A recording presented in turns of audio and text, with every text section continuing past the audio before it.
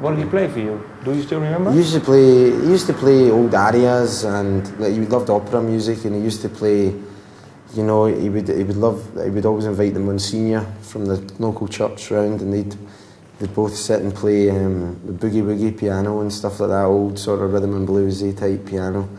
And yeah, it was an old stand-up, and it's still, you know, ever since then, I've always loved a stand-up piano, the noise that it makes, the old sort of honky-tonk sound of an old rickety piano has always been, every time I hear it on a record, you know, it reminds me of then, you know. So I think to have, you know, a lot of people maybe discover an artist when they're young, maybe discover, you know, it could be anybody, Floyd. I mean, for me it was then after my grandfather got me, so music then became such an important thing, you know, that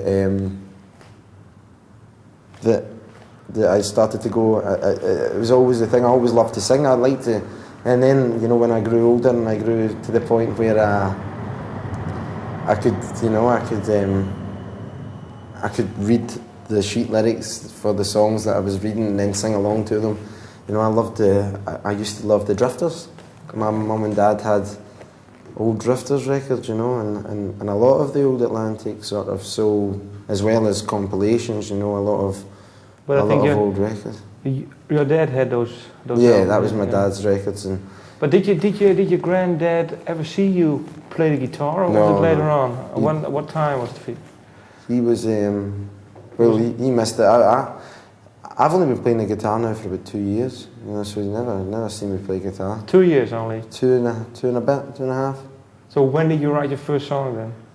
When I was 16, 15, but my first song that I wrote was with my music teacher in school, and I wrote all the lyrics, and I wrote the song and the melody, and he wrote the piano part, and then I was... Was it good? It was okay for a first song, okay. But it wasn't.